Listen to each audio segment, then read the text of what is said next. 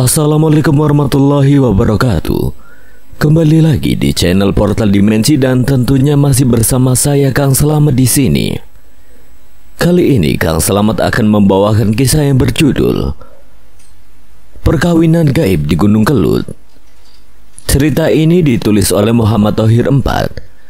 Dan sebelum kita masuk ke ceritanya, buat kalian yang belum subscribe channel ini, tekan tombol subscribe-nya terlebih dahulu dan tekan tombol notifikasinya agar kalian tidak ketinggalan cerita terbaru dari Portal Dimensi. Gak usah berlama-lama lagi, langsung saja kita masuk ke ceritanya. Perkawinan Gaib di Gunung Kelut.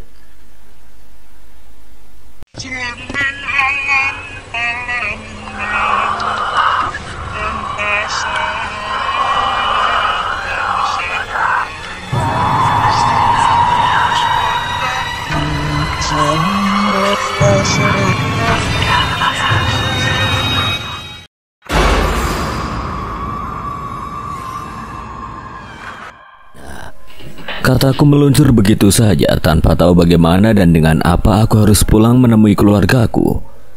Yang lainnya pun juga sepertiku langsung mengiyakan saja dawuh Kanjeng Adipati Suryo itu. Padahal aku sendiri sebenarnya masih sangat bingung. Bagaimana caraku untuk bisa pergi ke dunia luar sana dan menyampaikan pesan Kanjeng Adipati Suryo itu?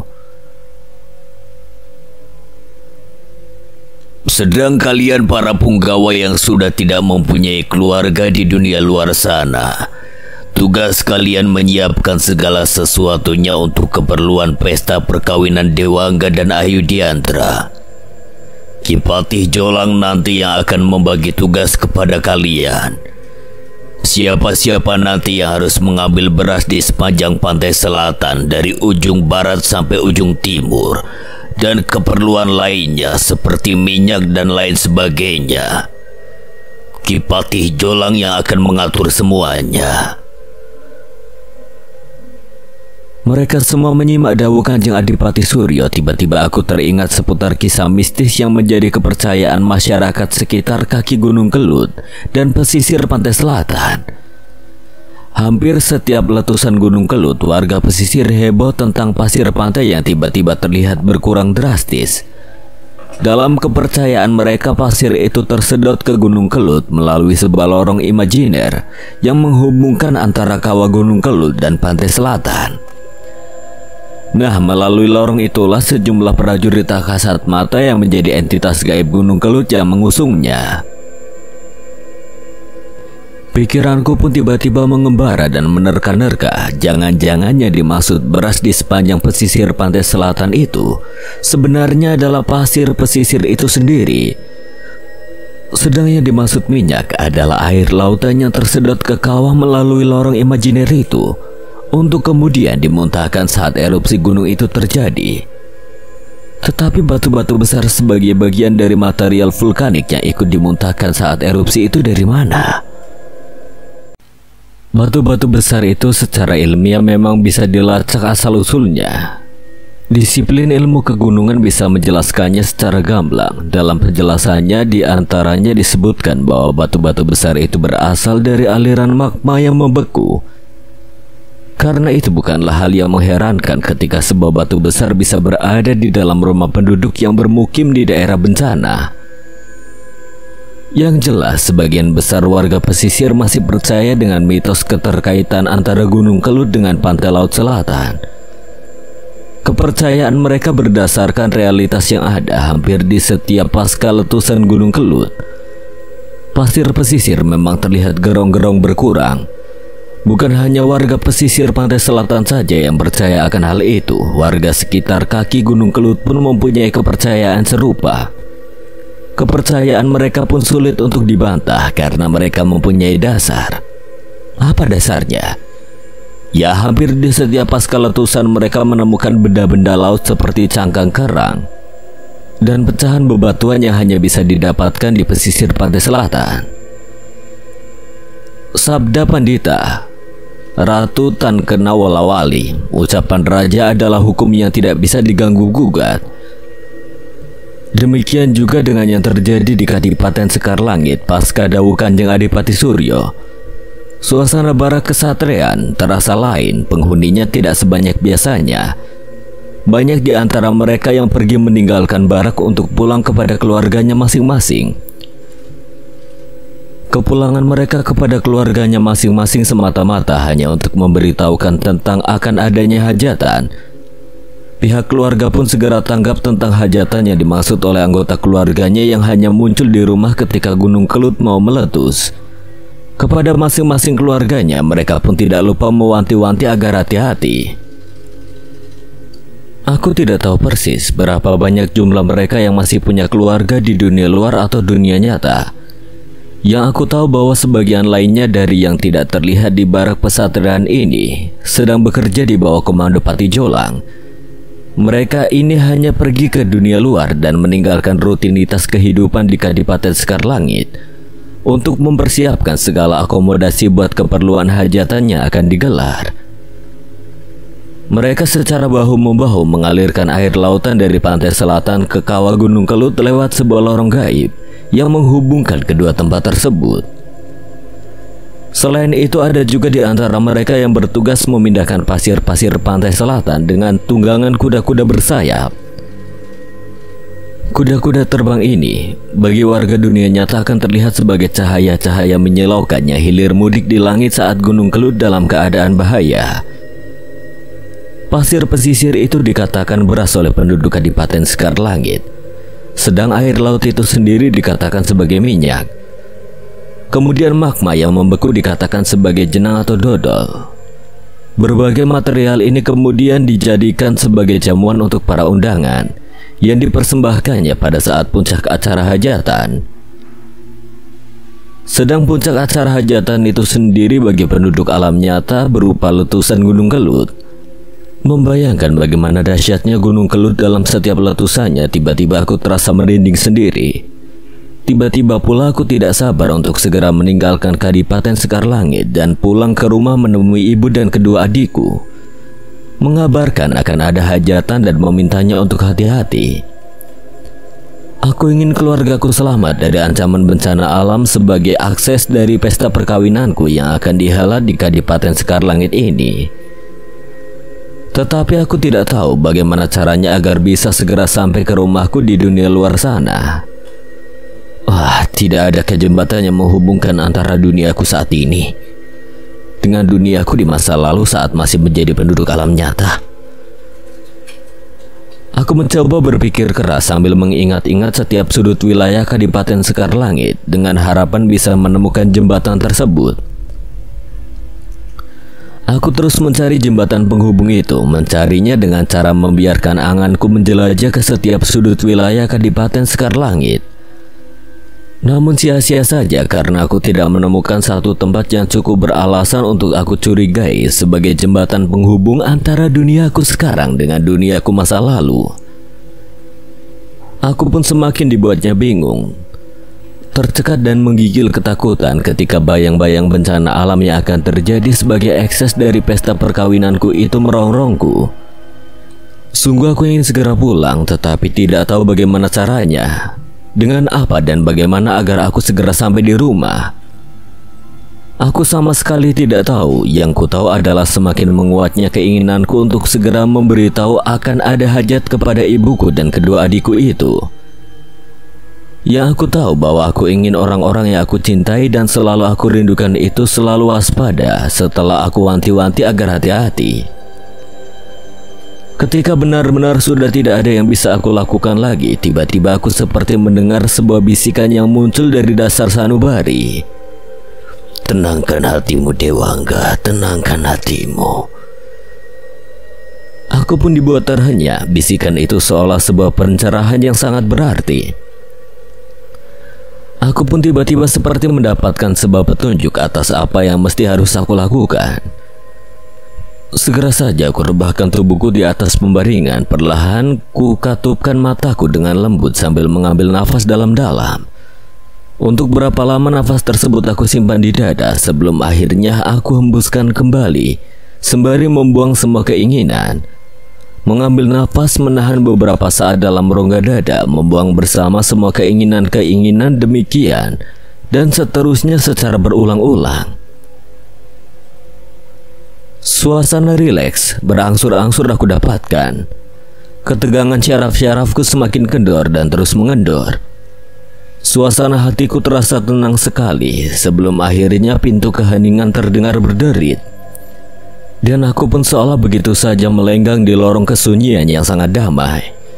Tetapi kemudian secara serta-merta aku pun dibuatnya tersentak oleh sebuah kekuatan dahsyat yang menggoncang tubuhku, hingga membuatku seperti terpelanting secara tiba-tiba dengan begitu ringannya. Sensasi berikutnya yang aku rasakan, tiba-tiba saja diriku seperti terbang melambung ke angkasa. Saat itulah aku buka mataku perlahan-lahan dan aku dapati diriku benar-benar terbang di awang-awang. Aku benar-benar seperti seekor burung yang sedang melayang-layang. Saat aku melihat ke bawah, tiba-tiba terlihat sebuah cahaya yang terang benderang. Mataku pun dibuat tidak berkedip menatapnya. Perhatianku tersita sepenuhnya oleh cahaya tersebut. Cahaya itu seperti memiliki daya hipnotis yang sangat tinggi. Tanpa sadar aku pun tertawan dalam pusarannya. Tubuhku lalu menukik ke bawah dengan sangat cepatnya. Karuan saja aku pun dibuat panik bukan main. Aku menggigil ketakutan, hatiku sangat-sangat tercekam. Sekujur tubuhku mendadak bersimbah keringat dingin. Yang terlintas dalam pikiranku, tubuhku pasti akan hancur berkeping-keping setelah terhempas dengan kecepatan luncur setinggi ini. Aku benar-benar dibuatnya ngeri, sangat ngeri. Tanpa sadar mataku pun mendadak terpejam rapat-rapat. Aku tidak ingin melihat kejadian tragis yang bakal terjadi pada diriku. Aku coba pasrah saja, sepasrah-pasrahnya. Dan beberapa detik kemudian, tiba-tiba tubuhku terasa terhempas dengan menimbulkan suara hingga membuat mataku terbuka dengan sendirinya. Aku dapati diriku jatuh dari sebuah ketinggian dalam posisi terduduk. Sejauh mata memandang, hamparan gelap yang terlihat. Dan ketika ku buka mataku lebar-lebar, samar-samar terlihat pepohonan di sekitarku. Tetapi kemudian semuanya menjadi jelas terlihat. Bukan hanya pepohonan di sekitarku saja, tetapi juga sekeping rembulan dan langit yang bertabur bintang gemintang. Astaga, rupanya aku sedang berada di pekarangan seorang warga. Perlahan-lahan aku bangkit. Seekor kunang-kunang terbang melayang di depan mataku. Cahayanya berpendar-pendar, seolah memberikan ucapan selamat datang kepadaku. Sejenak ku biarkan tatapan mataku mengikuti kemana kunang-kunang itu terbang melayang. Kunang-kunang itu pun akhirnya lenyap dari pandanganku setelah terbang di balik rumpun pisang. Di mana sebenarnya diriku saat ini? Dalam hati aku bertanya-tanya sebelum akhirnya tanpa sengaja terlihat sinar lampu penerangan yang jauh di sana. Aku pun beranjak dari tempatku, kemudian melenggang menuju tempat di mana sinar lampu penerangan itu berada. Aku berharap bisa mendapatkan sesuatu dari sana. Bergegaslah aku melangkah hingga semakin dekat dan semakin mendekatinya. Tetapi kemudian langkahku terhenti seketika dan bahkan aku bersembunyi di balik sebuah pohon mahoni ketika melihat beberapa orang yang ada di sekitar penerangan itu. Rupanya lampu penerangan itu adalah sebuah posisi kamling. Aku semakin yakin dengan di mana keberadaanku sekarang. Aku sudah berada di dunia nyata, sebuah wilayah di mana kalau di Kadipaten Sekar Langit disebutnya dengan dunia luar. Rupanya aku sudah tiba dan saatnya mencari jalan pulang ke rumah untuk bertemu dengan ibuku dan kedua adikku. Kerinduanku untuk segera bertemu mereka pun mendadak menggeliat. Hingga tanpa sadar aku keluar dari persembunyianku. Selamat malam. Sapa aku pada beberapa orang yang ada di posisi kamling itu. Sapaanku tidak segera dijawabnya. Mereka seperti terpana melihat keberadaanku yang muncul di hadapannya begitu tiba-tiba. Astaga. Dua orang di antaranya sepertinya sudah tidak asing lagi bagiku. Aku mengenalinya. Tetapi sebelum aku sempat bertanya lebih jauh kepada dua orang yang perasaan telah aku kenali itu, seseorang di antaranya mengejutkan aku dengan pertanyaannya tanpa basa-basi. Bukankah kamu Dewangga? Tak salah dugaanku, aku dan dia memang sudah saling kenal. Segera saja ku jabat erat-erat tangan laki-laki itu sembari aku berkata mantap. Ya betul sekali aku. Aku memang Dewangga. Dan kamu Harmoyo bukan? Yang kusebut Harmoyo tersentak, matanya menatapku aneh, tetapi aku tidak begitu mengindahkannya. Segera ku rengkuh tubuh Harmoyo dan ku peluk rapat-rapat dengan penuh kehangatan. Harmoyo diam saja, tidak bereaksi apapun kecuali membiarkan diriku mengekspresikan rindu setelah lama sekali tidak bertemu. Sungguh sebuah pertemuan yang tidak terduga-duga. Tetapi kemudian aku sadar ada satu lagi yang aku rasa sudah sangat aku kenal. Dia adalah Ponco. Dan ku jabat tangannya erat-erat sebelum akhirnya ku peluk tubuhnya dengan penuh kehangatan. Sembari ku lepas pelukanku atas diri Ponco, aku pun berkata dengan penuh keakraban, "Dan kamu Ponco kan?" Seperti halnya Harmoyo, Ponco pun menatapku aneh. Ia seperti tidak bisa menyembunyikan keheranannya padaku. Di hadapan Ponco dan Harmoyo, tiba-tiba aku pun dibuatnya canggung. Bagaimana tidak canggung jika tiba-tiba saja aku yang sudah merasa mengenalinya seolah dibiarkan saja. Hanya dilihat saja, itu pun dengan pandangan mata yang aneh. "Mengapa kalian diam begitu?" Pertanyaanku memecah kebekuan. Keduanya tersentak. Ponco dan Harmoyo saling pandang sebelum akhirnya meluncur ucapan Ponco secara tergagap-gagap. Tidak. Karena selama ini kami menganggapmu telah hilang sejak kita mancing bersama dulu itu." Iya, benar sekali yang dikatakan Ponco itu. Bahkan banyak sekali yang menganggapmu, kalap di pantai laut selatan.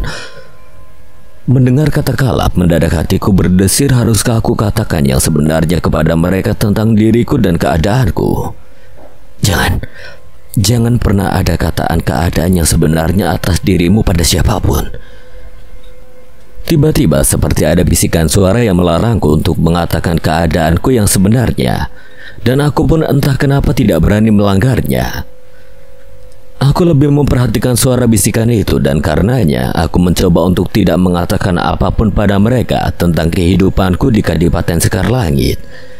Yang mengejutkan dari obrolan Ponco dan Harmoyo itulah, aku baru tahu kalau ternyata sudah hampir 7 tahun aku berada di dunia lain sebagai punggawa di Kadipaten Sekar Langit.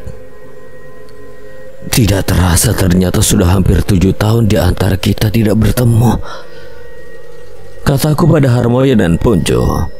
"Terus selama itu kamu ini sebenarnya di mana, Dewangga?" Aku mengembara. Ya, sekembara apapun kan ada tempat-tempat yang dikunjungi. Terus kamu ini sudah kemana saja, Dewangga? Rupanya Harmoyo tidak puas dengan jawabanku, hingga ia kepo dan mencecarku dengan pertanyaan begitu. Kamu ini mau tahu urusan orang saja? Jangan kepo begitu Bukannya begitu, Dewangga. Aku ini hanya penasaran saja. Bagaimana tidak penasaran jika tiba-tiba kamu ini hilang, tiba-tiba pula kamu muncul? Benar yang dikatakan Harmoyo itu, Dewangga. Tiba-tiba kamu menghilang, tiba-tiba kamu muncul. Kesannya misterius. Sudah. Yang penting sekarang sudah bersama kalian lagi. Soal aku kemana saja selama dalam pengembaraanku, ceritanya sangat panjang. Nanti kalian akan tahu sendiri. Sekarang ini aku pingin sekali bisa cepat-cepat ketemu ibuku dan kedua adik-adikku. Aku berusaha memungkas pembicaraan, tetapi keinginanku untuk segera pulang ke rumah tinggal keinginan, sebab tanpa kuduga-duga mereka menahanku. Aku dimintanya menunggu barang sebentar untuk dibelikan nasi goreng dan segelas kopi. Rupanya Harmoyo dan Ponco masih ingat betul makan kesukaanku.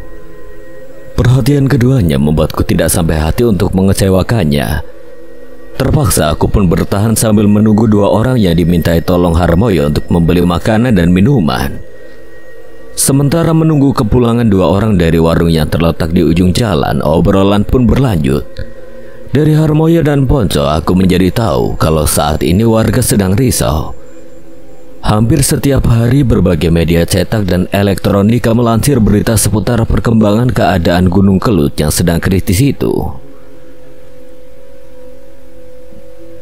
Kapan Gunung Kelut itu meletus sulit sekali diprediksi. Itulah bedanya Kelut dengan gunung berapi lainnya. Beberapa pakar kegunung-apian mengakui hal ini. Kelut memiliki karakter tersendiri, hingga untuk memprediksi kapan meletus tidak cukup dengan parameter-parameter rasional. Masyarakat lebih percaya dengan tanda-tanda alam yang telah teruji secara empiris. Tetapi rasanya tidak lama lagi. Lagamu seperti paranormal ahli nujum saja, Moyo. Benar.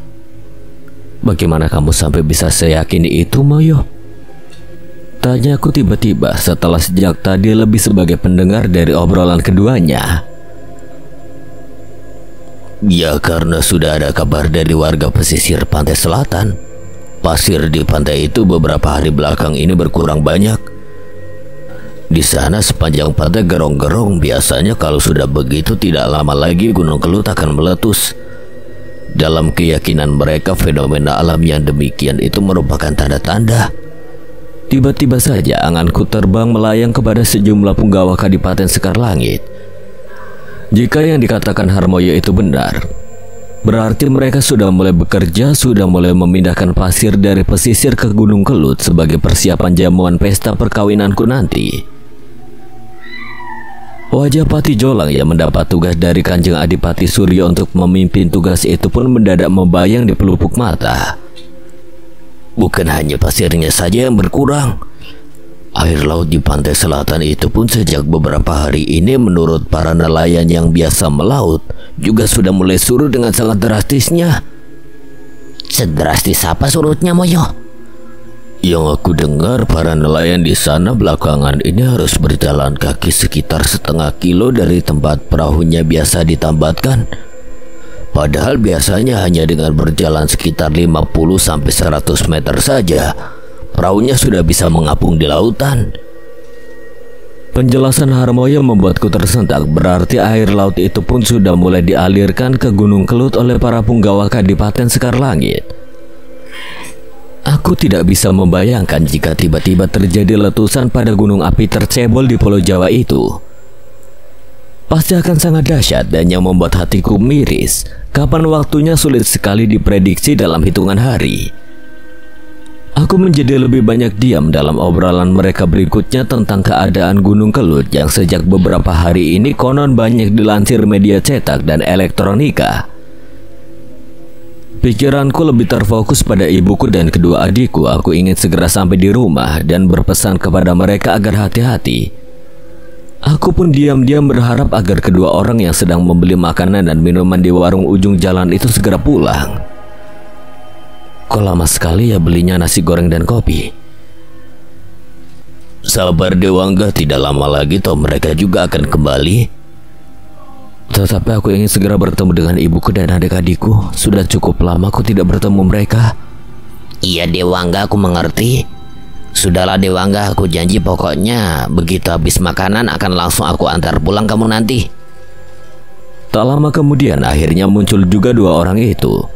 Salah seorang di antaranya menenteng sebuah tas kresek besar berisi makanan dan minuman. Ada 5 bungkus nasi goreng yang masih hangat dan 5 bungkus kopi hitam. Begitu disuguhkan dan dipersilahkan tanpa sungkan-sungkan, langsung aku nikmati dengan sangat lahapnya. Akulah yang habis lebih dulu menyantap sebungkus nasi goreng itu di antara keempat lainnya. Mereka seperti aneh melihat caraku makan nasi goreng, mungkin karena tidak seperti yang mereka lakukan.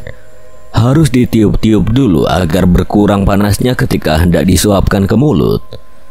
Aku langsung saja tanpa harus ditiup-tiup sebagaimana yang mereka lakukan itu. Saat aku minum kopi yang dibungkus plastik, mereka pun secara serempak langsung menghentikan makannya. Semua menatapku heran dengan nyaris tak berkedip, sebab kopi dalam bungkusan kantong plastik itu langsung aku tuangkan ke mulutku begitu karet pengikat bungkusnya terlepas. Aneh. Apanya yang aneh? Kopi itu masih sangat panas, tapi kamu meminumnya begitu saja dan langsung habis. Apakah tidak kepanasan lidahmu? Astaga, aku sudah tidak kontrol. Mestinya hal ini tidak boleh terjadi karena hanya akan membangkitkan kecurigaan orang-orang atas keberadaanku yang sebenarnya. Aku sempat dibuatnya panik atas pertanyaan tersebut. Untung saja aku segera tahu apa yang harus aku lakukan untuk menghalau kecurigaan mereka. Siapa bilang tidak panas? Aku bersandiwara dengan menjulur-julurkan lidahku sambil mendesis-desis seperti lazimnya orang kepanasan. Mungkin mereka melihatku lucu sekali hingga tawa mereka pun pecah seketika. Aku pun merasa lega karena sudah berhasil mengelabui mereka. Inilah akibatnya kalau tidak sabar pengen segera ketemu yang sudah sangat dirindukan, kataku untuk lebih meyakinkan mereka bahwa aku masih seperti mereka. Keadaanku masih seperti mereka setelah menjadi warga di luar dunia mereka. Mereka pun rupanya semakin percaya bahwa sebenarnya aku pun kepanasan dengan jamuan yang mereka suguhkan itu. Namun besarnya rinduku pada keluarga, ketidaksabaranku untuk segera bertemu dengan ibuku dan kedua adikku mampu menghalau segala-galanya. Yang lebih membuatku lega lagi, Ponco pun akhirnya meninggalkan makanannya yang masih separuh lebih itu karena merasa iba padaku dan ingin segera mengantarkanku pulang ke rumah. Baiklah Dewangga, aku antarkan pulang ke rumahmu sekarang, ucap Ponco tiba-tiba seraya ngeloyor ke tempat di mana sepeda motornya terparkir. Aku pun mengikutinya dan langsung meloncat naik ke boncengannya setelah mesin sepeda motor itu dihidupkan. Sepeda motor itu pun melesat di jalanan. Membelah malam yang telah sepi, sepanjang perjalanan nyaris tidak ada pembicaraan di antara kami. Rasanya tidak sabar aku untuk segera sampai di rumah, bertemu dengan ibu, juga dengan kedua adikku. Duh, wajah mereka, orang-orang tercintaku terus membayang di pelupuk angan dan lamunan. Bagaimana kalau mereka sampai tidak bisa melihat sosokku seperti kepulanganku yang pertama kali dulu? Kekhawatiran mendadak mendorongku.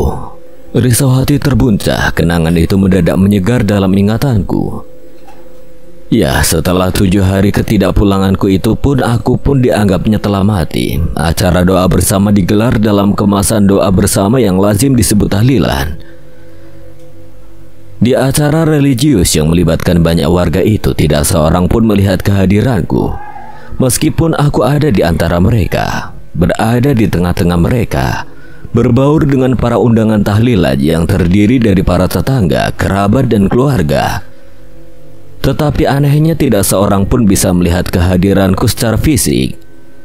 Sosokku sama sekali tidak terlihat di mata mereka. Jangankan melihat sosokku secara fisik, fenomena kehadiranku saja sama sekali tidak bisa mereka rasakan getarannya.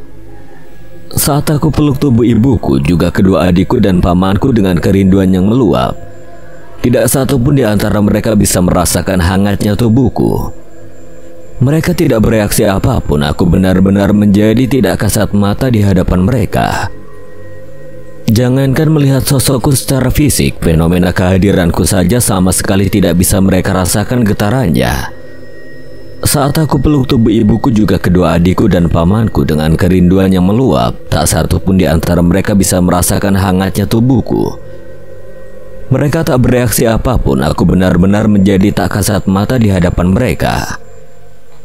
Diriku tiba-tiba seperti udara yang tidak bergerak. Dalam keadaan demikian, apa yang bisa aku lakukan? Apa yang bisa aku perbuat? Sama sekali tidak ada. Aku kecewa bukan main. Juga sangat sedih. Aku hanya bisa bermimpi dan berharap. Tiba-tiba diriku jadi angin. Barangkali hanya dengan menjadi angin mereka akan bisa merasakan sebuah kehadiran atas diriku. Setelah hampir 20 menit melaju di jalanan, tiba-tiba Ponco menghentikan sepeda motornya. Aku kaget bukan main. Lamunanku mendadak buyar. Mengapa berhenti? Ada apa? Sudah sampai? Oh, rupanya sudah sampai. Aku baru menyadari kalau ternyata perjalananku pulang sudah sampai. Ponco menatapku heran, senyumannya terkembang. Aku dibuatnya malu sendiri. Sungguh aku tidak mengira kalau perjalananku pulang ke rumah sudah sampai. Aku kira Ponco sengaja menghentikan sepeda motornya hanya karena satu hal yang lain. Menyadari semua itu, segera saja aku loncat turun dari sadel sepeda motor sambil tak lupa berucap terima kasih pada Ponco. Ponco pun aku tawari untuk mampir ke rumah barang sebentar, tapi ia menolaknya dan langsung pamit balik ke pos kamling. Aku tidak bisa mencegahnya. Terima kasih Dewangga, terima kasih. Biar lain waktu saja main ke sini. Demikian cara Ponco menolaknya sebelum akhirnya melesat di jalanan kembali ke pos kamling. Sejenak aku hanya berdiri termangu di mulut pintu pagar rumah. Rumahku sendiri berada jauh ke dalam dari pagar rumah. Dari pintu pagar rumah tempatku berdiri jaraknya sekitar 100 meter. Karenanya aku masih harus berjalan kaki melintasi halaman rumah yang lumayan luas. Pintu rumahku terlihat dalam keadaan tertutup dan sepi sekali.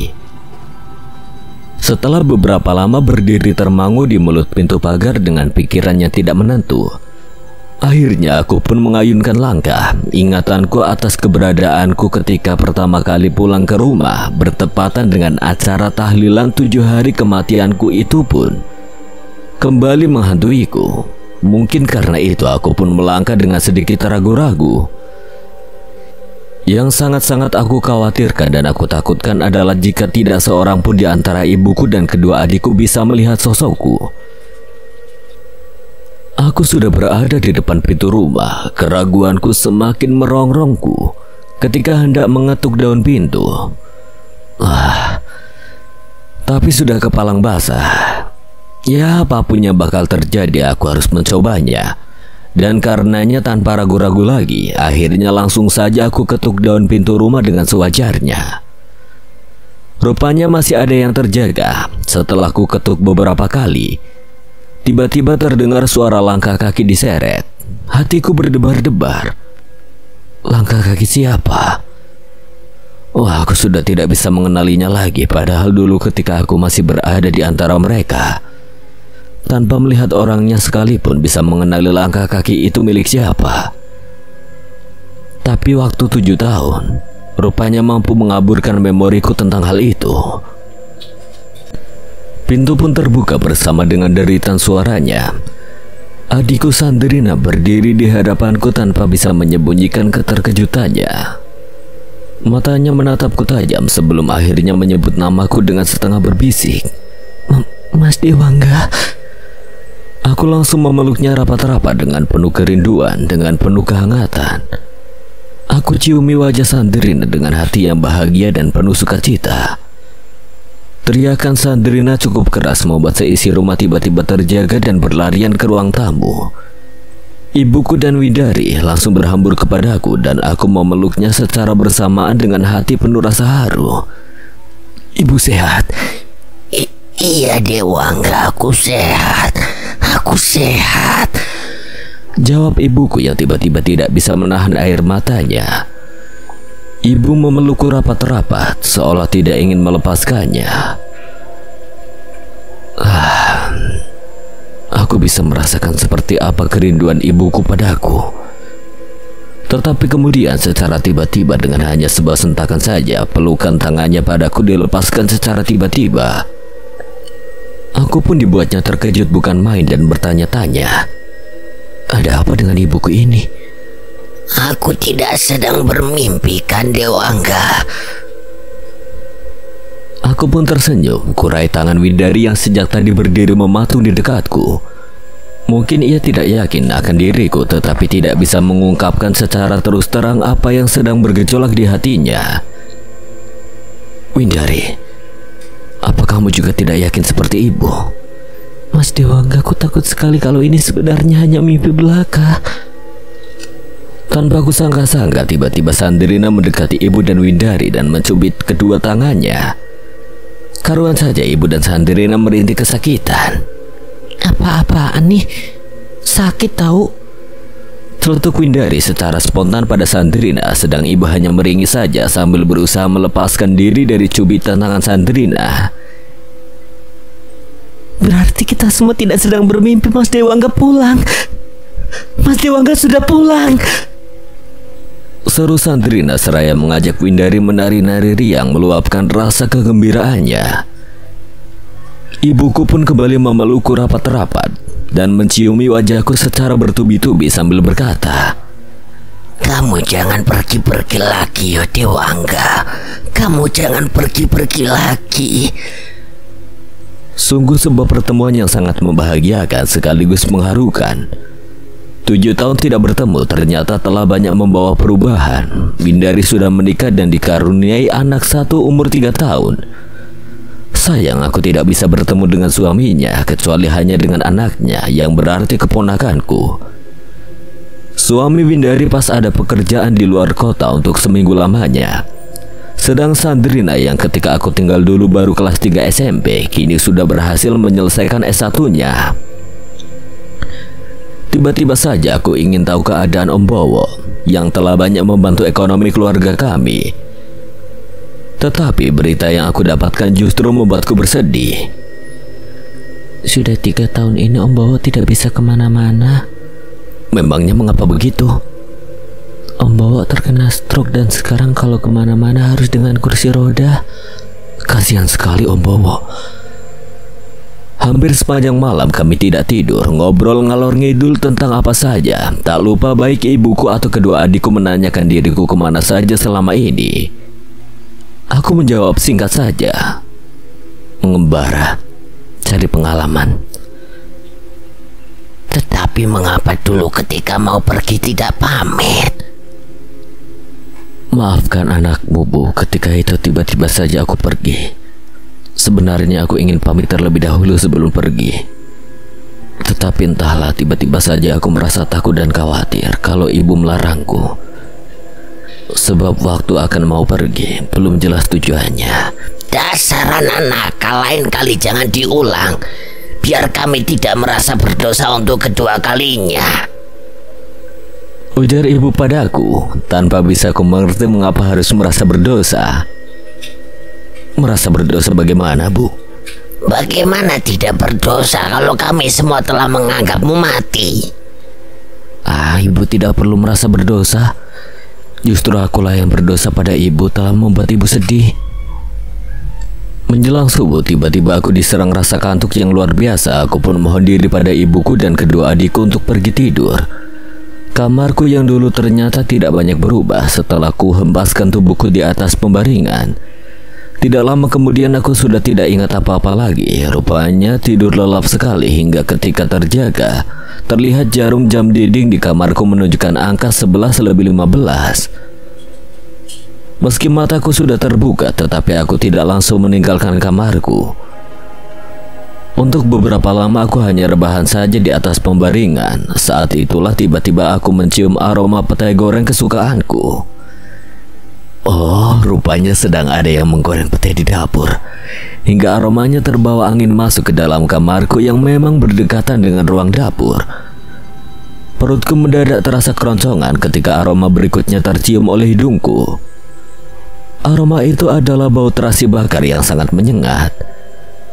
Segera saja aku bangkit dari tidurku dan beranjak pergi meninggalkan kamarku. Bebauan dari dapur itu benar-benar membangkitkan selera makanku. Ya, perutku mendadak terasa lapar sekali. Dan karena aku bergegas ngelonyor ke dapur, di dapur ku dapati ibuku dan Sandrina sedang sibuk membuatkan masakan khusus kesukaanku. Sudah bangun rupanya Mas Dewangga, ucap Sandrina ketika pertama kali mengetahui kemunculanku di dapur. Aku tersenyum dan langsung menjemput beberapa petai goreng yang tersaji pada sebuah piring beling. Di dekat sepiring penuh petai goreng itu pun terdapat cobek batu yang berisi sambal tomat segar. Bukan hanya itu saja, tetapi juga ada tempe goreng dan juga pepes ikan tongkol yang jelas itu semua merupakan makanan kesukaanku. Aku pun langsung mengambil sepiring nasi tanpa harus gosok gigi terlebih dahulu.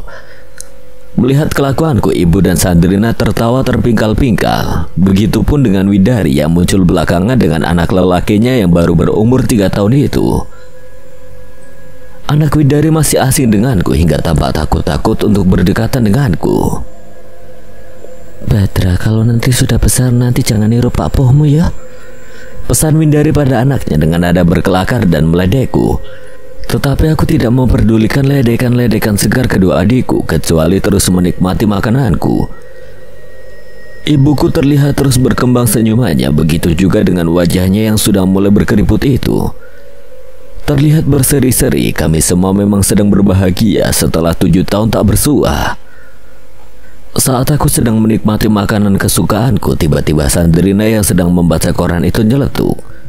"Bu, kita harus mengungsi kemana kalau gunungnya meletus?" Mendengar ucapan Sandrina, suapanku ke mulut terhenti seketika.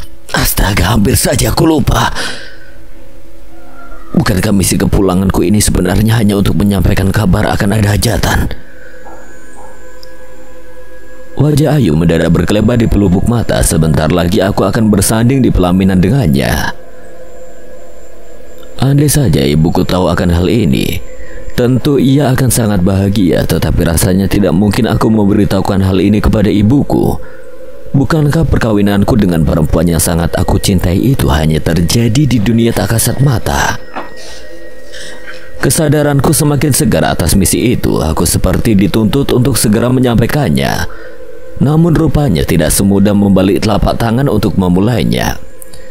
Aku harus mencari-cari kalimat pembuka yang tepat dulu sebelum satu kosakata hajatan tersampaikan. Kecurigaan ibu terlihat seperti menggeliat melihat makanku tiba-tiba terhenti. Mengapa tiba-tiba terhenti makannya? Masakan ibu tidak enak ya? Tidak, Bu, tidak. Makanan ibu enak sekali. Aku mencoba menetralisir keadaan seraya melanjutkan makanku yang terhenti secara tiba-tiba. Tetapi aneh, selera makanku mendadak rusak oleh kabar perkembangan keadaan Gunung Kelut yang disampaikan Sandrina sesuai dengan berita yang dibacakan di koran. Meski demikian, untuk menjaga hati ibuku yang telah bersusah payah menyiapkan makanan khusus kesukaanku, pura-pura aku makan dengan sangat lahapnya. Setelah makan dan minum kopi, aku pun beranjak pergi ke kamar mandi. Rencanaku setelah mandi baru aku akan sampaikan kabar penting dari Kadipaten Sekar Langit itu. Aku berharap saat menyampaikan kabar itu didengar oleh ibu dan kedua adikku secara langsung. Itulah sebabnya ketika Windari pamit hendak pergi ke seorang kawannya, aku buru-buru mencegahnya. Kalau masih bisa ditunda perginya, Mas Dewangga harap kamu jangan pergi dulu, Windari. Demikian kataku pada Windari ketika aku hendak masuk ke kamar mandi. Iya, Mas Dewangga, aku tidak jadi pergi. Tanpa banyak komentar, Windari pun mengiyakan saja keinginanku. Dan benar saja, sampai selesai aku mandi, tak seorang pun pergi dari rumah, baik ibuku ataupun kedua adik-adikku. Semuanya tetap berada di rumah. Mereka lebih banyak menghabiskan waktunya dengan menonton televisi. Berita-berita mengenai perkembangan keadaan Gunung Kelut menjadi fokus perhatiannya. Antusias sekali mereka mengikutinya. Malam mulai mengepakkan sayapnya, tetapi kabar tentang hajatan belum juga aku sampaikan. Aku masih merasa kesulitan untuk mengawali mengatakannya. Yang aku khawatirkan jika mereka sampai curiga, lalu mencecarku dengan pertanyaan-pertanyaan terkait dengan keadaanku yang sebenarnya. Bagaimanapun, baik ibu ataupun kedua adikku tidak boleh ada yang tahu kalau sebenarnya aku bukan lagi Dewangga yang dulu. Keadaanku sudah tidak seperti dulu lagi. Mengapa kamu kelihatan gelisah sekali, Dewangga? Aku tersentak kaget dibuatnya. Benarkah ibu tahu apa yang sedang aku pikirkan? Gumam batinku bertanya-tanya. Ibu menatapku tajam, sorot matanya penuh selidik. Tiba-tiba saja aku menjadi serba salah tingkah. Untuk berapa lama tidak sepatah kata pun keluar dari mulutku. Ibu pun seperti makin curiga denganku hingga muncul sebuah pertanyaan yang membuatku merasa kian kelabakan. Mengapa diam? Tidak apa-apa, Bu. Tidak ada apa-apa. Aku tidak tahu apakah ibu percaya atau tidak dengan pernyataanku itu. Yang jelas aku telah memberikan jawaban. Saat itulah tiba-tiba Sandrina muncul dari ruang tengah dengan tergopoh-gopoh, seakan ada hal penting yang hendak disampaikan kepada kami. Ibu. Tanpa menunggu reaksi ibu lebih lanjut, Sandrina melanjutkan kalimatnya. Ini aku barusan dapat SMS dari Indri, katanya Sayuti udah pulang. Mendengar ucapan Sandrina, ibu tersentak. Bersamaan itu meluncur pertanyaan dengan ekspresi serius. Benarkah itu? Begitulah menurut kawanku, dia dapat kabar dari pamannya yang memang bertetangga. Kalau memang itu benar, berarti tidak akan lama lagi Kelut bakal meletus. Saat itulah aku seperti mendapatkan peluang untuk mengatakan pesan penting yang harus segera aku katakan pada keluargaku sendiri. Tanpa ragu-ragu lagi, akhirnya aku katakan saja kepada ibuku dan Sandrina. Akan ada hajatan, semua harus hati-hati. Meski tanpa ada Windari pada saat aku menyampaikan pesan penting itu, namun sudah cukup membuat hatiku lega. Sekalipun tidak ada Windari, tetapi aku yakin ibuku dan Sandrina akan mengatakan pesanku ini kepadanya. Entah bagaimana caranya, setelah aku menyampaikan pesanku, dari tempat dudukku tiba-tiba aku melihat seberkas cahaya yang jatuh di halaman rumah. Aku pun segera beranjak dari tempat dudukku yang menghadap pintu dan segera melangkah keluar. Saat sudah berada di teras, cahaya itu berubah menjadi sosok Pati Jolang. Hampir saja aku terpekik menyebut namanya kalau saja Pati Jolang tidak segera memberiku isyarat agar aku diam. Isyarat itu dilakukannya dengan cara menempelkan telunjuk tangannya di bibirnya. Dengan bahasa isyarat juga yang memintaku agar segera balik ke Kadipaten Sekar Langit. Setelah itu ia pun langsung berkelebat menghilang dari pandanganku. Tidak seorang pun mengetahui apa yang telah terjadi pada diriku. Hingga ketika kembali masuk ke dalam rumah, baik ibuku ataupun adikku Sandrina tidak bertanya apa-apa. Ketika aku balik ke dalam rumah, Windari yang sejak tadi sibuk dengan anaknya sudah berada di antara ibuku dan Sandrina. Ibu, tampaknya aku harus pergi malam itu juga. Mendengar perkataanku, karuan saja ibuku terkejut bukan main. Begitu juga dengan Windari dan Sandrina, mereka bertiga saling pandang satu sama lain. Sebelum akhirnya menatapku semua dengan penuh tanda tanya. Pergi malam ini juga? Harus pergi? Walah Dewangga, Dewangga, sekarang sudah harus pergi lagi, apakah tidak bisa ditunda? Ingat Dewangga, 7 tahun kamu menghilang, sekarang tiba-tiba harus pergi. Ibuku terlihat kecewa sekali. Aku pun sebenarnya tidak sampai hati memberitahukan perihal kepergianku ini. Tetapi rasanya aku juga tidak mungkin untuk pergi begitu saja. Bagaimanapun aku harus berpamitan padanya, sama seperti halnya ketika 7 tahun silam aku hendak mancing di kawasan Paseteran Gondomayit bersama Harmoyo dan Ponco. Tetapi kali ini setelah keadaanku bukan lagi sebagai Dewangga yang dulu, aku tidak mungkin mengatakan pada ibuku hendak pergi kemana. Ketika aku berharap tak seorang pun menanyakan kemana kepergianku, justru tiba-tiba ibuku menanyakannya. Terus kamu mau pergi kemana Dewangga?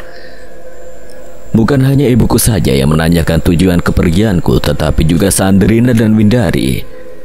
Keduanya dengan penuh rasa ingin tahu menanyakan tempat yang hendak aku tuju. Nanti saja setelah aku sampai ke tempat tujuanku, aku akan kasih tahu. Jawabku atas pertanyaan-pertanyaannya tidak mungkin aku jawab secara terang-terangan itu. Tetapi ini sudah malam Mas Dewangga, besok sajalah perginya. Iya Mas Dewangga, lagian mau naik apa? Besok sajalah. Masa baru semalam di rumah sudah mau pergi lagi? Dewangga, jika kamu memang tidak mau dengar ibumu, setidaknya dengarlah saran adik-adikmu itu. Kami semua masih ingin bersamamu. Kerinduan kami semua kepadamu rasanya belum tuntas. Tiba-tiba kamu sudah harus pergi lagi. Iya Mas Dewangga, 7 tahun itu bukan waktu yang pendek untuk melupakan duka nestapa atas seseorang yang sangat dicintai yang dianggapnya telah mati. Ucapan Sandrina membuatku terhenyak. Tiba-tiba saja aku berharap ada semacam mukjizat, dengan begitu kepergianku bisa tertunda. Jika tidak bisa 2 hari, setidaknya sehari saja cukup. Aku berharap sekali akan hal itu, dan harapan tersebut bukan semata-mata untuk menyenangkan ibuku dan kedua adikku saja, tetapi juga untuk diriku sendiri yang masih sangat ingin berlama-lama dengan orang-orang yang sangat aku cintai ini. Bayangan wajah Ayu mendadak berkelebat. Rinduku kepadanya pun menggeliat seketika. Tiba-tiba aku ingin segera bertemu dengannya.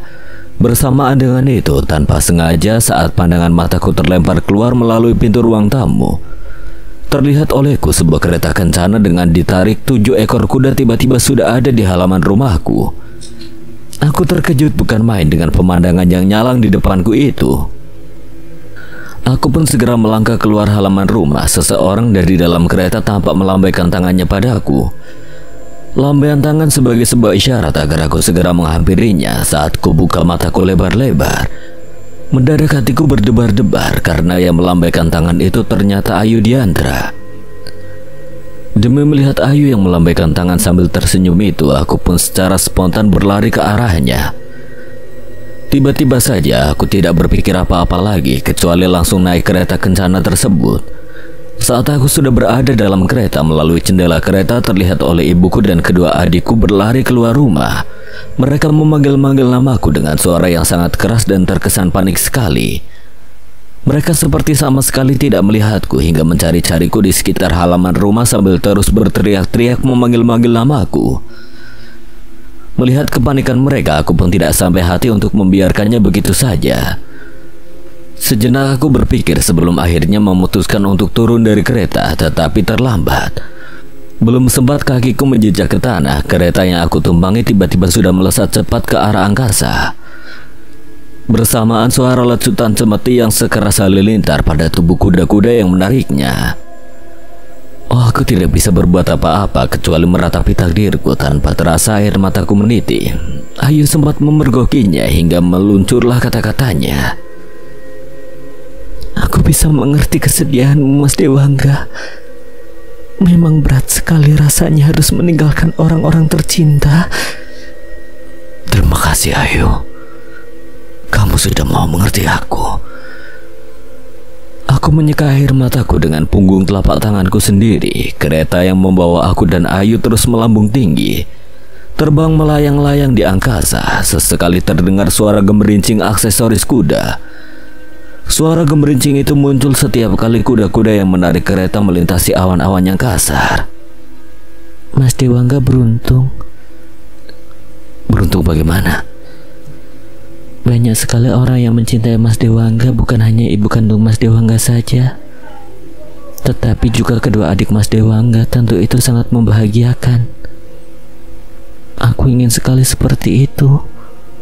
Benar-benar ingin sekali. Aku pun dibuatnya iba, sehingga secara spontan langsung merangkulnya sedemikian rupa. Aku biarkan sepenuhnya diriku sebagai sandarannya. Tubuh Ayu pun terkulai di pangkuanku. Kau bukan sampah yang aku pungut, Ayu, tetapi cinta yang selalu membangkitkan hasrat kerinduanku. Terima kasih Mas Dewangga. Terima kasih. Aku bahagia sekali mendengarnya. Tiba-tiba tubuhku serasa sedikit terguncang, begitupun dengan Ayu. Ayu pun sampai mengangkat tubuhnya yang semula terkulai di pangkuanku. Kami saling pandang setelah kembali dalam posisi duduk berdampingan seperti semula. Tetapi kemudian tiba-tiba pintu kereta ada yang membuka dari luar. Rupanya perjalanan telah sampai di Kadipaten Sekar Langit. Aku dan Ayu segera turun dari kereta. Kami turun tepat di pintu gerbang gapura kompleks kekadipatenan. Kedatanganku bersama Ayu rupanya sudah ditunggu. Kesan itu terlihat sekali dari sambutan 4 prajurit jaga yang berada di pintu gerbang gapura. Mereka pun berbagi tugas, 2 memberikan pengawalan padaku dan 2 lainnya kepada Ayu. Kalian sudah ditunggu-tunggu, ucap salah seorang prajurit sambil mengarahkan telunjuk tangannya ke arah pendopo Kadipaten Sekar Langit. Yang terlihat olehku secara sekilas tidak seperti biasanya. Hiasan janur umbul-umbul dan penjor-penjor terlihat di sana-sini. Suasana di dalam pendopo pun terkesan ramai. Aku dan Ayu pun akhirnya digiring masuk ke dalam komplek pendopo Kadipaten Sekar Langit. Tetapi kemudian mereka berbagi tugas setelah aku dan Ayu harus berpisah. 2 mengawal Ayu untuk menuju komplek Kaputren. 2 lainnya mengawal aku untuk dibawa ke barak. Kedatanganku di barak kesatrian pun rupanya sudah ditunggu-tunggu. Beberapa wanita usia setengah baya tergopoh-gopoh menyambut kedatanganku. Mereka ini rupanya terdiri dari para perias yang sudah siap mendandaniku. Dugaanku tidak meleset, karena setelah bersama mereka aku pun didandani dan diriasi sedemikian rupa sebagai seorang calon mempelai laki-laki yang akan bersanding di pelaminan. Prosesnya sedemikian cepat. Setelah selesai merias dan mendadaniku, beberapa prajurit membawaku melangkah ke ruang pendopo Kadipaten Sekar Langit. Sesampainya di ruang pendopo, mataku langsung tertuju pada sebuah kursi pelaminan yang sangat mewah yang sebelumnya tidak pernah aku lihat.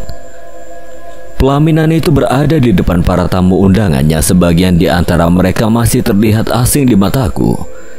Setidaknya selama aku menjadi punggawa Kadipaten Sekar Langit, belum pernah melihat wajahnya sekalipun. Para undangan yang masih asing di mataku itu terdiri dari laki-laki dan perempuan. Melihat busana masing-masing yang dikenakan, menegaskan kalau bukan sembarangan undangan. Sebagian di antara mereka berbusana layaknya seorang adipati. Begitu juga dengan perempuannya, menegaskan kalau mereka terdiri dari permaisuri dan perempuan-perempuan yang memiliki otoritas kekuasaan. Hampir semua mata para tamu undangan tertuju padaku. Meskipun begitu, aku belum diperkenankan untuk duduk di pelaminan itu. Aku hanya berdiri saja di salah satu sudut ruangan pendopo sambil menunggu munculnya Ayu. Beberapa saat berselang, Ayu pun muncul dengan dandanan sebagai seorang mempelai wanita. Seperti halnya diriku, ia pun muncul bersama kawalan beberapa prajurit. Mataku nyaris tidak berkedip melihat keelokan wajah Ayu dalam riasan seperti itu. Aku hampir saja tidak mengenalinya kalau saja Ayu bukan menjadi bagian dari diriku. Kecantikan Ayu benar-benar mempesona, dan mungkin karena itu pula banyak sekali tamu undangan yang nyaris tak berkedip menatapnya. Cara pandang mereka kepada Ayu diam-diam membuat kecemburuanku menggeliat. Setelah aku dan Ayu siap di tempat masing-masing, tidak lama kemudian muncullah Kanjeng Adipati Suryo dengan pengawalan beberapa prajurit bersenjata tombak terhunus. Melihat kemunculannya, sejumlah undangan langsung berdiri sambil menangkupkan tangannya sebagai tanda penghormatan yang khas. Kanjeng Adipati Suryo memberikan balasan penghormatan itu dengan sikap serupa, menangkupkan tangannya ke dada sambil menundukkan kepalanya beberapa detik. Setelah Kanjeng Adipati Suryo menempati kursi singgasananya, beberapa saat berselang keluarlah seorang laki-laki yang berpakaian ala pendeta. Ia membalut tubuhnya sedemikian rupa dengan kain putih tanpa jahitan. Setelah lelaki itu berada di dekat kursi pelaminan, aku dan Ayu diisyaratkan untuk mendekatinya. Hatiku tiba-tiba berdebar-debar saat pengawalku memintaku untuk melangkah di hadapan sejumlah undangan yang aku perkirakan adalah para pembesar yang merupakan entitas gaib dari berbagai penjuru. Ayu juga mulai melangkah di hadapan para pembesar itu. Kami pun akhirnya berada di hadapan pendeta yang akan memberikan pemberkatan. Sebelum akhirnya dibimbing bersanding di kursi pelaminan sebagai mempelai. Serangkaian proses perkawinan yang terjadi ternyata tidak jauh berbeda dengan yang pernah aku lihat di dunia nyata. Saat prosesi sungkeman di mana Kanjeng Adipati Suryo sebagai presentasi orang tua, tiba-tiba ingatanku melayang kepada almarhum ayahku. Bayangan wajah ayah pun mendadak seperti berkelebat di pelupuk mata dalam keadaan sendiri. Kesendirian ayah merangsang ingatanku untuk hingga pada ibuku dan kedua adik-adikku. Tiba-tiba saja aku mencemaskan mereka karena dalam bayanganku puncak ritual sakral perkawinanku dengan Ayu adalah bisa berupa kejadian bencana alam meletusnya Gunung Kelut di alam nyata. Rupanya Kanjeng Adipati Suryo mengetahui isi hatiku hingga ia pun berbisik padaku saat wajahku masih tenggelam dalam pangkuannya. Dewangga, tenangkan hatimu. Tidak akan pernah terjadi apa-apa pada keluargamu di luar sana. Alam cukup bisa mengerti untuk mereka yang bersedia memberikan ruang hingga selesai hajatannya. Entah mengapa mendengar ucapan Kanjeng Adipati Suryo yang disampaikan secara bisik-bisik di telingaku itu pun membuat kegelisahan hatiku mendadak reda. Aku pun menikmati pesta perkawinanku dengan hati yang berbahagia dan berbunga-bunga. Sementara di dunia luar sana terjadi bencana alam letusan Gunung Kelut yang dahsyat. Sekian. Dan terima kasih buat Muhammad Thohir 4 yang telah mengizinkan saya membawakan ceritanya. Apabila ada kesalahan atau kekurangan, Kang Slamet memohon maaf sebesar-besarnya. Dan akhir kata, Kang Slamet pamit undur diri. Wassalamualaikum warahmatullahi wabarakatuh. Sampai berjumpa lagi.